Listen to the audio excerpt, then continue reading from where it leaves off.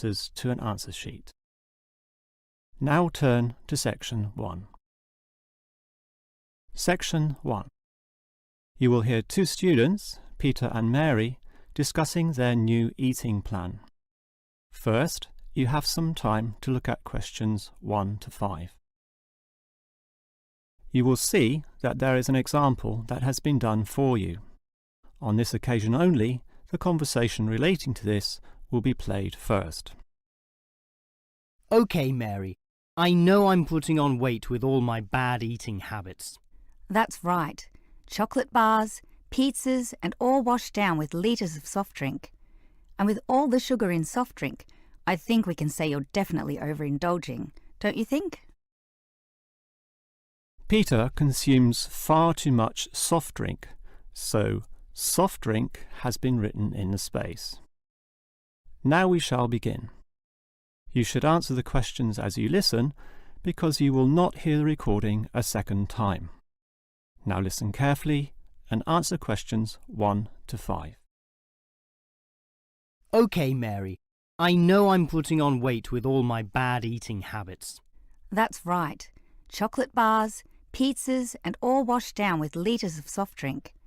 And with all the sugar in soft drink, I think we can say you're definitely overindulging, don't you think? I know. I intend to definitely stop drinking that from now on. And that's part of the sensible eating plan that we have agreed we need to formulate. One that we can both follow. That's right. Sensible and practical, allowing us to indulge in some sweet foods on occasions. On rare occasions. And we're going to cut out all the pizzas and hamburgers. Well, not totally. I thought you said pizzas could be eaten once a week. You know how I like pizzas. No, I said once every 2 months. Once a week was ice cream, not pizza. Yeah, that's because you like ice cream. I prefer pizza. Peter, if you want to lose weight, you need to be disciplined in both what you eat and what you do, which brings us to the issue of exercise. That's right. So, jogging twice a week and hiking on Saturdays, right? No, hiking is Sundays, allowing Saturdays for the light walking exercise. I've investigated and discovered there are a lot of walking trails around this suburb, with many beautiful places if you just look around. So what's happening this Saturday? A walk around the city? That's later in the month. This Saturday we'll visit Pine Park. Hill Park is nicer, with great views too. Yes, but we have to travel too far to reach Hill Park, so I ruled that out, and I love the smell of pines. And what about the weekday meals? Salads every night, I suppose. No, it's important to vary the meals so that the food remains interesting and fun.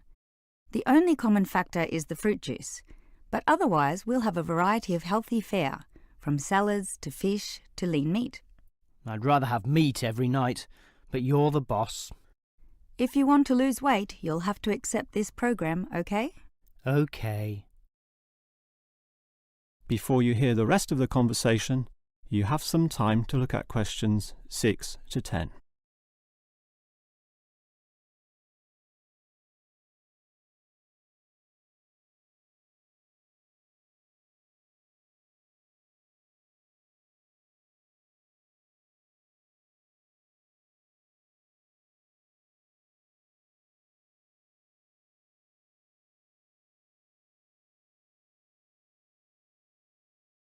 Now listen and answer questions 6 to 10. Now, Mary, you said we could have a little treat in our diet plan 3 times a week, specifically Tuesdays, Thursdays and Sundays. Yes, a very small treat, but something to reward us for all the discipline shown. Such rewards will motivate us to continue the diet. So on Tuesdays, what can I choose? You have a choice between a small serving of chocolate, ice cream or biscuits. OK, well, I'll go for the biscuits. I love those crunchy little things with my cup of tea. So do you, right? I do indeed, so I'll have them too, saving the ice cream for later. But I know how much you like ice cream, so why don't you save it for the end of the week? That will give you the motivation to keep going, and you can have chocolate midweek. That's a good idea, but I think the most important thing is for you and I to eat different things on those other 2 days. Well, if you think that way, I'll eat the ice cream on Thursdays, not the chocolate, okay? Well, if you're having that, then I can't have ice cream. In order to be different, I'll have the chocolate. So we can compare our different snacks and maybe even share a little with each other. Exactly. And the variety and fun involved will take our minds of wanting more. Eating for fun. A good idea. And then you can have the chocolate on Sunday, right? But I like biscuits. Actually, I want biscuits again to have with my cup of tea. But you have the biscuits on Monday, remember? And we can't repeat. Oh, come on. This isn't fixed in concrete. I can have them again instead of chocolate. You might like variety, but I don't. I'm a creature of habit. Well, the whole point of this was to taste different snacks. But if you want the same thing, okay. I, for one, am sticking to the original plan, with ice cream to finish the week and not another dose of chocolate. That is the end of section 1. You now have half a minute to check your answers.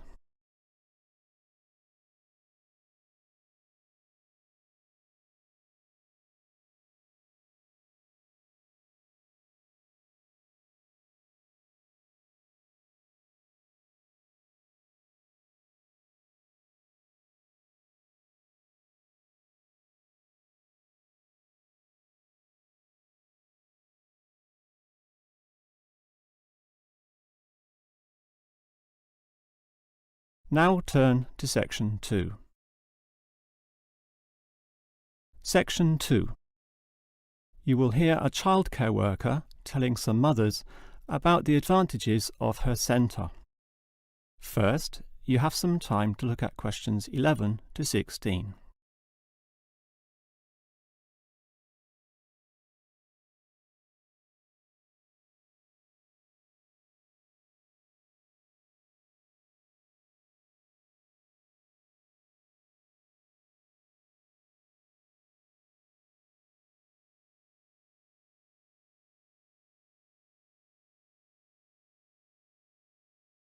Now listen carefully and answer questions 11 to 16. Hello everyone, and welcome to the Stanfield Childcare Centre. Now I know you're all new mothers and you like to cling to your children. You've certainly spent a lot of time raising them to the age of 4 and are perhaps reluctant to leave them here at our centre. Well, one of the first things you should understand is that here it is safe. Very safe. Look around and you'll see that every room has padded walls. Other centres have standard painted walls, but here we have invested a lot to ensure your children will not hurt themselves when running around and possibly tripping over. This padding extends around all corners. That is, the areas most likely to bruise and cut your active little child. So, you can rest assured that any accidents of a physical nature are not likely to happen here. Now, you don't want to dump your child at this centre and let them waste their time. You want them to learn, and that's one of the greatest assets of our establishment. Our staff are not only trained childcare workers, but all of them have a special skill which they can impart to your child. Whether it be teaching the ABC, some basic mathematics, artistic skills, or physical education. We are particularly known for our preschool literacy program, and have a wealth of learning toys specially designed to develop your child's potential. Of course, one concern many mothers have is that, in environments such as these, colds and flus and other viral nasties can be easily spread around. It's a very legitimate concern, and one which we take seriously, and we pride ourselves on our precautions. For a start, unlike most centres which clean with standard detergents, we disinfect every service at the end of every day, using a special disinfectant wash. Some places just wipe surfaces daily with a damp cloth, but not us, and that's just the start. We also physically check your children when they arrive every day, and if we feel your child is sick, we ask him or her to wear a face mask to ensure germs are not transmitted. If your child is noticeably sick, then we ask you to take them back home to recover. This might sound a little unkind, but we hope parents can understand that these measures are for the benefit of all. Before you hear the rest of the talk, you have some time to look at questions 17 to 20.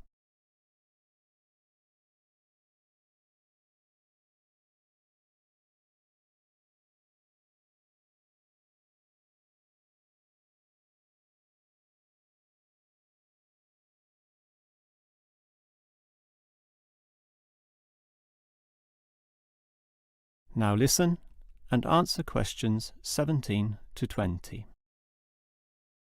Now at Stanfield Childcare Centre, we have excellent childcare officers. And let me briefly introduce them. We have Susan, Andrea, Bella, Kathy, Lisa and Liz.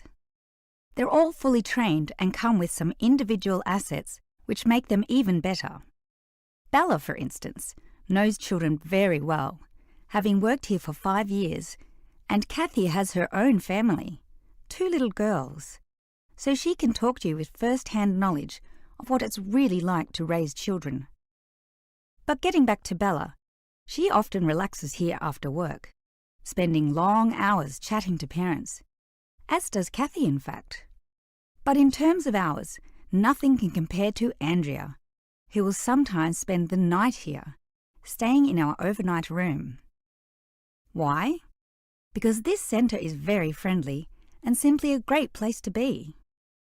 Bella, for example, used to be quite shy herself, but now is marvellous with the little kiddies, as outgoing as any of them. We let Kathy, though, deal with the particularly quiet and introverted children, since having her own family, she knows what can really bring them out. Of course, what better way to do this than with yummy homemade cakes, and Kathy often gets these from Bella, who can make some of the best in town. Yes, everyone here brings something special, which is why we're one of the best childcare centres in the business. That is the end of section 2. You now have half a minute to check your answers.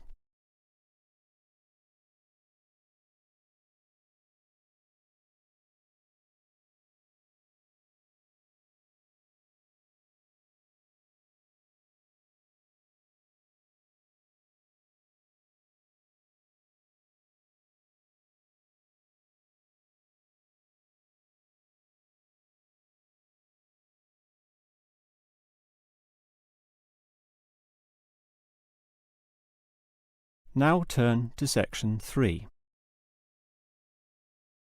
Section 3. You will hear a student, Eric, talking to his lecturer, Miss Harris, about essay writing. First, you have some time to look at questions 21 to 25.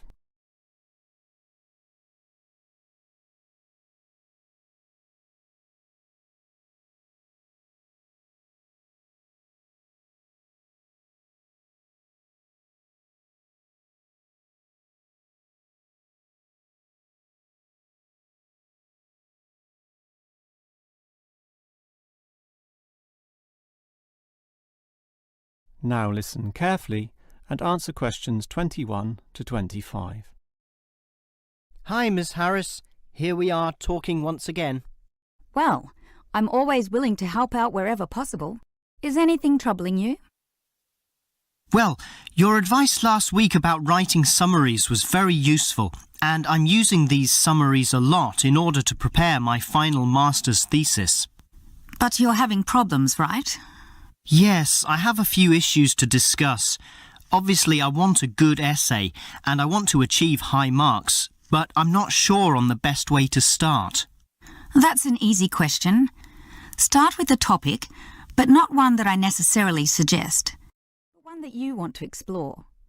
You will always write better when doing so on a topic you are interested in, not one imposed upon you by others. Well, I'm interested in management theory.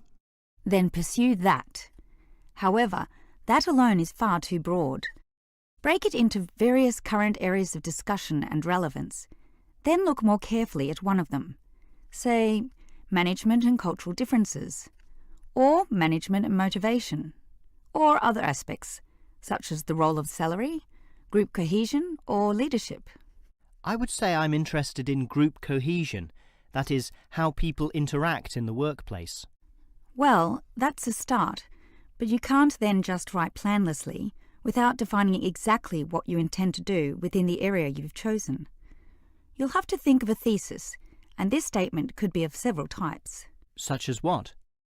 Oh, you could argue a point, something that you believe in, or discuss an issue, looking at its various perspectives, or critique the opinions of others, pointing out the pitfalls and flaws. The thesis statement will make that very clear because it will say, in simple terms, what you intend to achieve in your essay.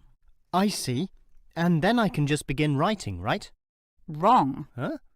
If your essay is going to be clear, it needs to be logical and organised, and this means you'll need an outline. This could be written as a flowchart or spider graph, that is, a series of connected lines. But whatever shape the outline takes, there must be a sense of progress in, more or less, a straight line towards a goal. And then my essay will be good? With such progression, definitely, as long as you do achieve everything that you set out to do, as specified in the beginning, okay? Before you hear the rest of the conversation, you have some time to look at questions 26 to 30.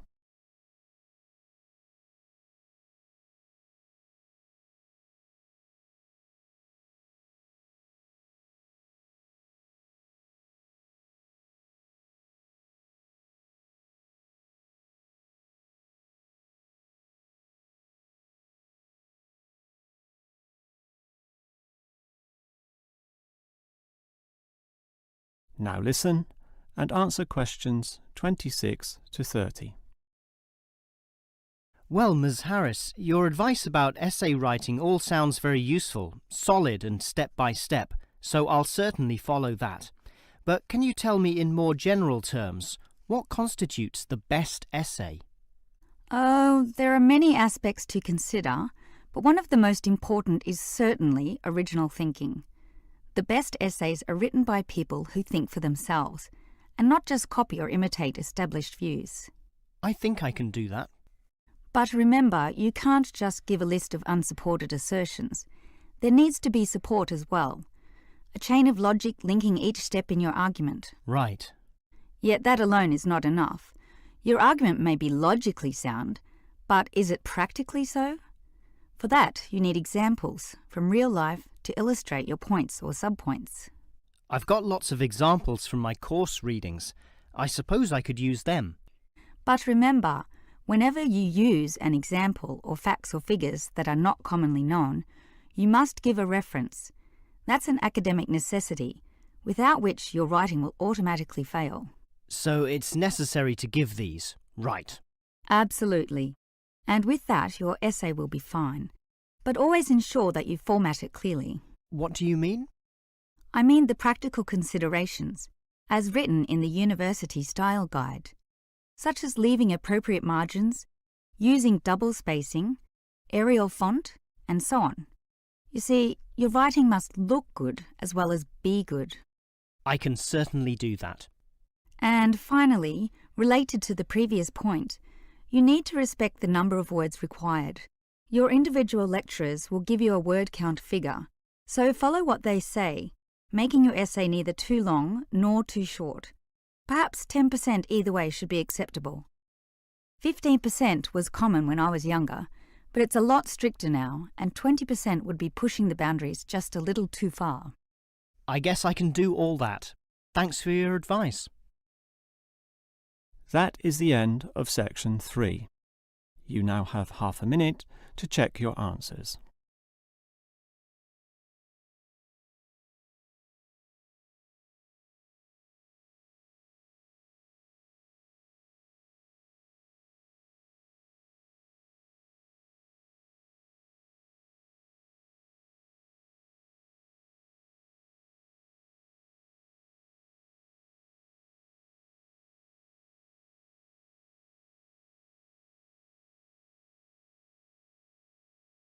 Now turn to section 4. Section 4. You will hear a lecturer discussing the history of people's beliefs regarding whether the Sun or the Earth is at the centre of the solar system. First, you have some time to look at questions 31 to 33.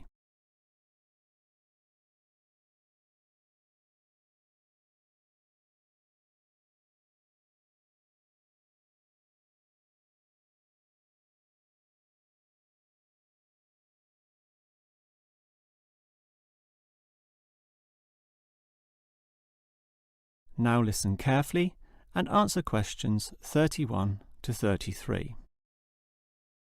When looking at the night sky, the stars appear to revolve around the Earth, rising in the east and disappearing in the west. The Earth itself seems solid, fixed and stable, and such common sense perception suggests that the Earth is the centre of the universe. This is known as geocentrism, with geo meaning Earth, and all pre-modern civilizations drew this conclusion. We now know, of course, that the Earth revolves around the Sun, and this is called heliocentrism, with helio meaning sun. But historically, it took quite a while for this to be deduced. As early as the 3rd century BC, an ancient Greek astronomer, Aristarchus of Samos, proposed heliocentrism, but received little support from his peers. Similarly, throughout subsequent history, isolated individuals proposed this new idea, but again, no one was listening. Geocentrism just seemed too logical to refute. Geocentrism also fitted the views of the established Christian Church, who could quote biblical passages such as, "The world also shall be stable, that it be not moved." Those who dared disagree were subject to accusations of heresy, often with dire punishments to follow. The trouble was, as the night sky was observed more closely, that simple revolution of the stars proved not so simple at all. In relation to the other stars, some steadily wandered in given directions, then sometimes reversed for months, and disappeared altogether. They were called planets, meaning wanderers.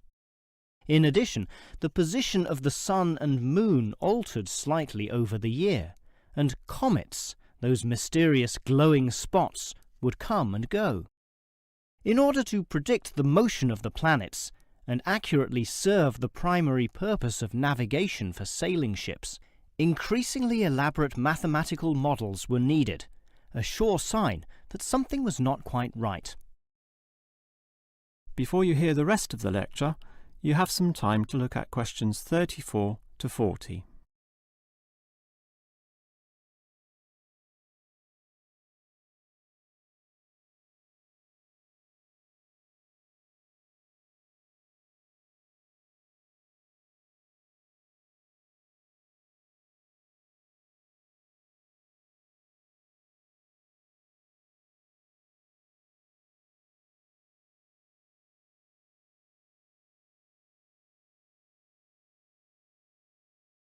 Now listen and answer questions 34 to 40. Heliocentrism, or the belief that the Sun is the centre of the solar system, still needed a mathematically sound description before it could be scientifically accepted. And it was a Polish astronomer, Nicholas Copernicus, who in 1543 first published this. This event is sometimes referred to as the Copernican Revolution. Copernicus himself certainly feared the consequences of his proof, knowing full well it might invoke the anger of the established church.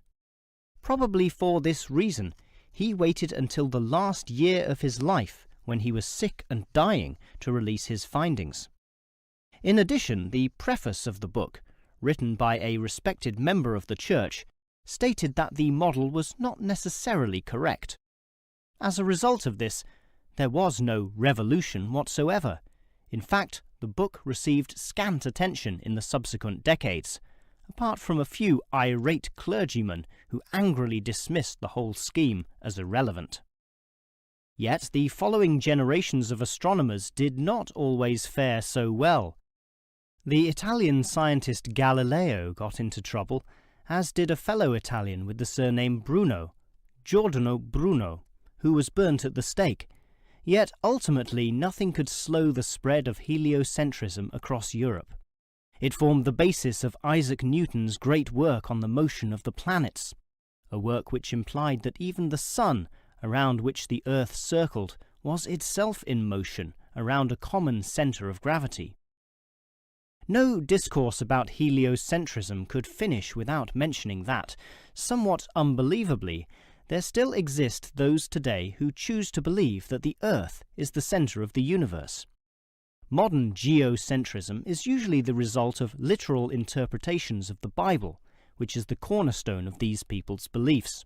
They, therefore, also believe in creationism, that is, that a God created everything, and while we may smile at this, it is sobering to consider that surveys have revealed that up to 10% of British people, 12% of Europeans, 20% of the USA, and 25% of the Middle East still hold the belief that the sun revolves around the Earth.